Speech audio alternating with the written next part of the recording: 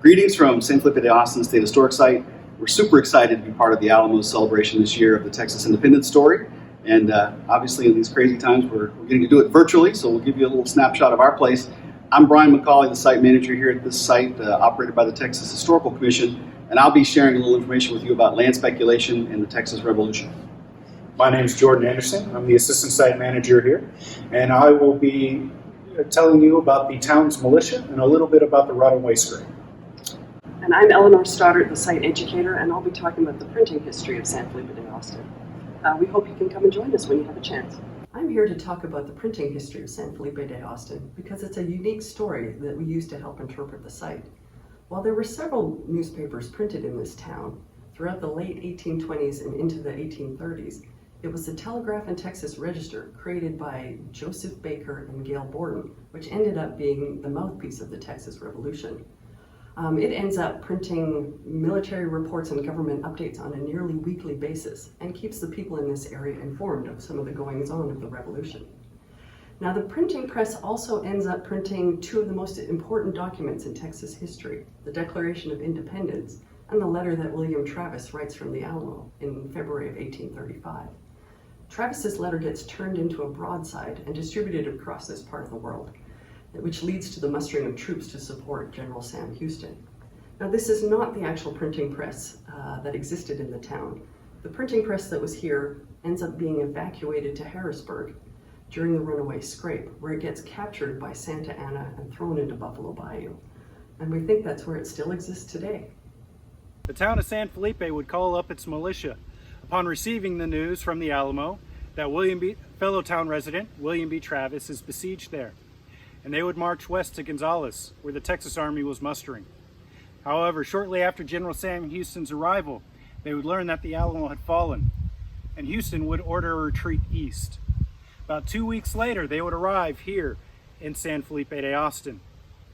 General Sam Houston did not plan on staying here long and would move north to Gross's plantation to reconnect with the interim government that had been formed at Washington on the Brazos. However, Captain Mosley Baker, the leader of the town militia, would refuse to go any further.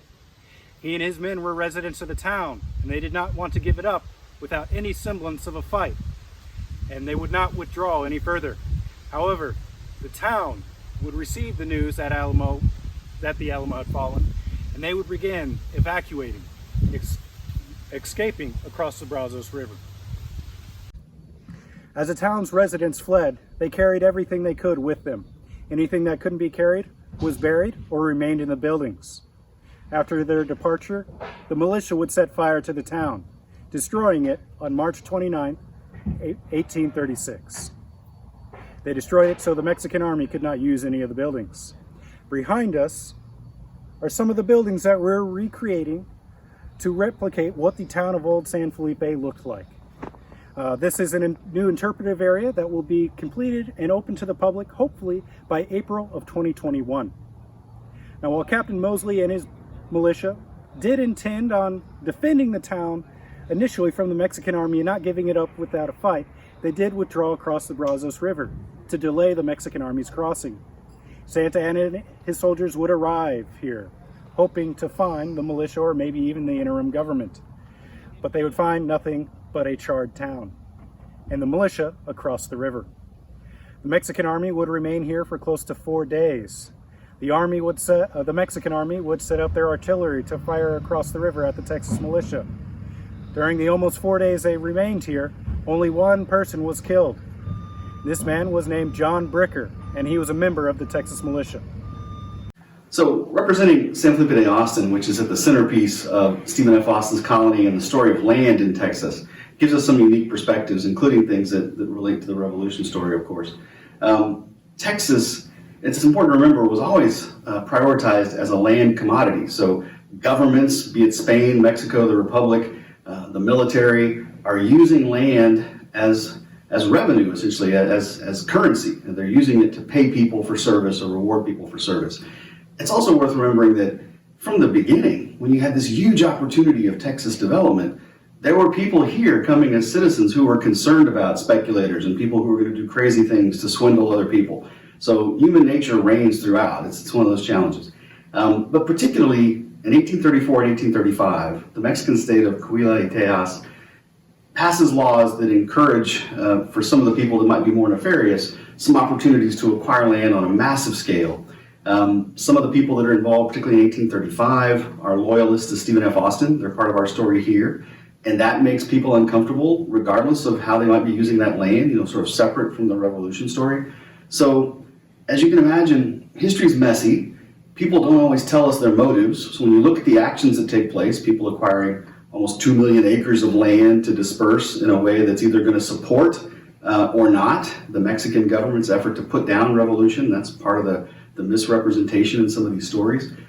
Early Texas historian Eugene Barker is one of the ones who first noted that land speculation may have been utilized in ways to support the revolution.